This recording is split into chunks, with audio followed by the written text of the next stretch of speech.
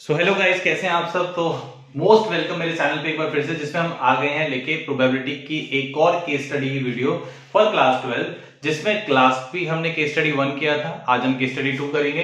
तो देखिए बच्चों, क्या क्वेश्चन है। A building contractor undertakes a job to construct 4 flats on a plot along with parking area. Flats बनाए जा रहे हैं, ठीक है। टोटल 4 फ्लैट्स बनाए जा रहे हैं और पार्किंग एरिया के साथ में, ठीक है। तो बोर्ड से ऊपर आ रहे हैं, आपका रिजल्ट वैसे बढ़िया आएगा। वैसे मैंने बहुत सारी रिवीजन आपको करा दी है, तो आप लोग जो है एक फ्लैट में को गिफ्ट कर सकते हैं, बुक करा लेना, ठीक है। तो जो सपाट, अब देखिए, due to strike the probability of many construction worker were not being present for job is 0.65। Question क्या कह रहा है, कह रहा है कि एक बिल्डिंग कॉन्ट्रैक्टर है, ठीक है, बिल्डिंग कॉन्ट्रैक्टर है, वो 4 फ्लैट्स बना रहा है अलॉन्ग विद पार्किंग एरिया।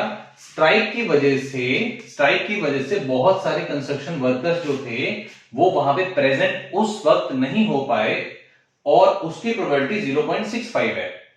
दूसरा, the probability that many are not present in still the work. अब वो कह रहा है कि वो प्रोबेबिलिटी कि अगर बहुत सारे वर्कर्स प्रेजेंट नहीं है फिर भी वर्क टाइम पे कंप्लीट हो गया, ये हमें 0.35 दिया हुआ है।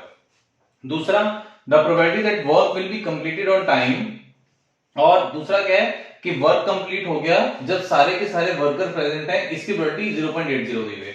तो मैं एक शॉर्ट फटाफट आपको एक क्वेश्चन दोबारा से समझाता हूं। देखिए, एक कॉन्ट्रैक्टर है जो फ्लैट्स बना रहा है, ठीक है।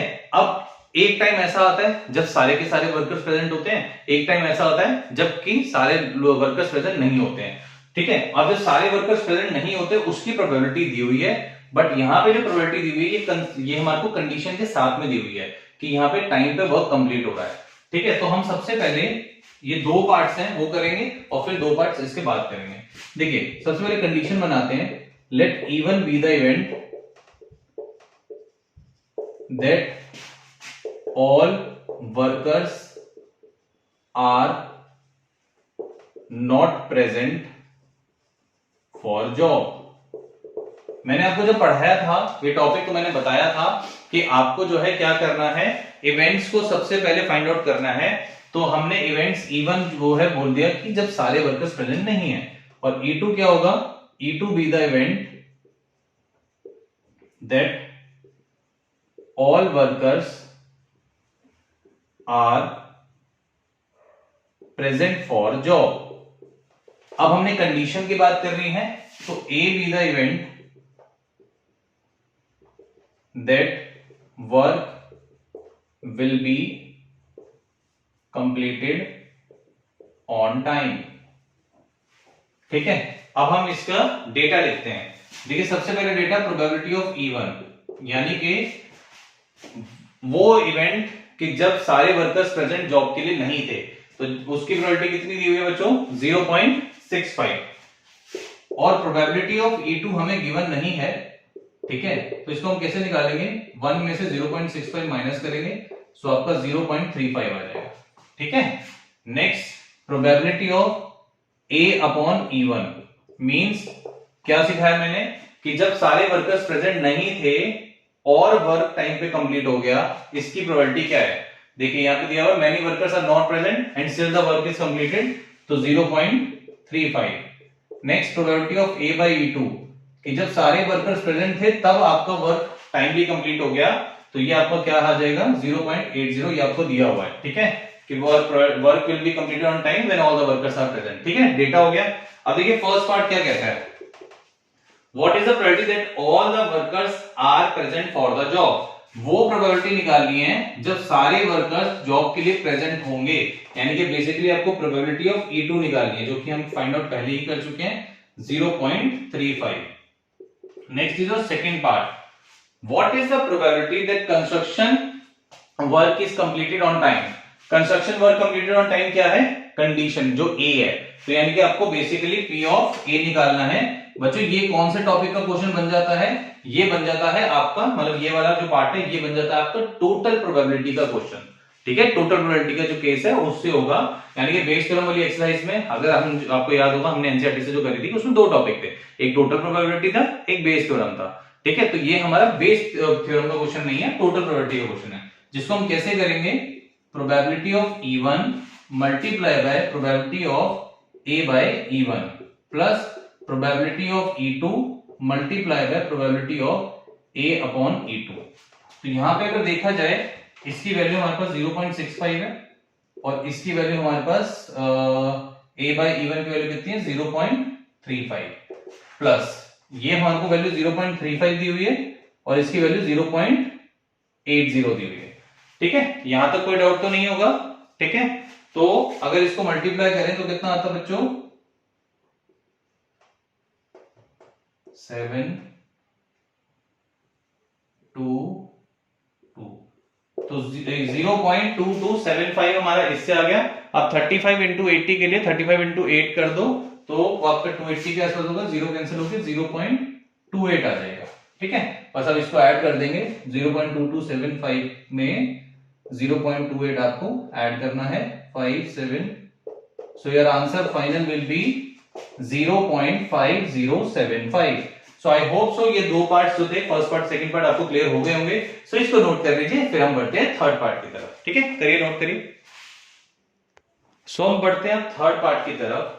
देखिए क्या लिखा है, what is the probability that many workers are not present given that construction job was completed on time. देखो गिवन वाली कंडीशन गिवन है, मतलब हमें ये वाला पार्ट गिवन है और क्या करना है वो भी गिवन है, प्रोबेबिलिटी हमें जो फाइंड आउट करनी है। ठीक है, तो ये किस टॉपिक का क्वेश्चन बन जाता है, बेस थ्योरम का। ठीक है, क्योंकि इसमें हमें क्या दिया हुआ है कि हमें क्या काम करना है और कहां से करना है, दोनों चीज गिवन है, तो इसलिए हमें ये बेस थ्योरम का क्वेश्चन बन जाता है। ऑलरेडी मैंने क्लास में बताया हुआ है। तो देखिए केस कौन सा है, नॉट प्रेजेंट वाला। नॉट प्रेजेंट वाला कौन सा बच्चों केस आता है हमारे पास, E1 वाला।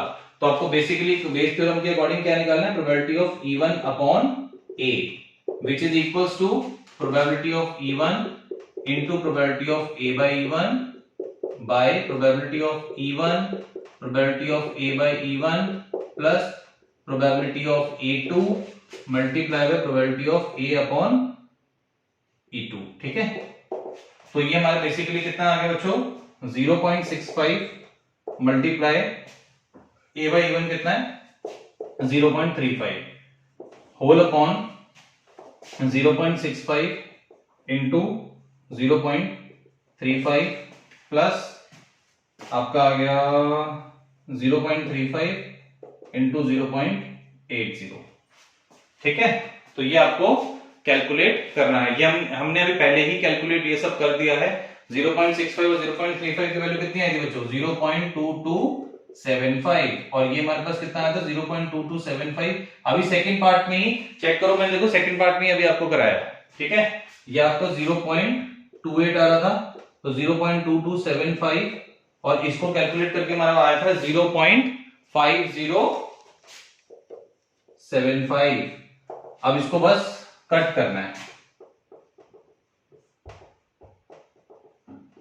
5 4 the 20 carry 2 25। ठीक है 25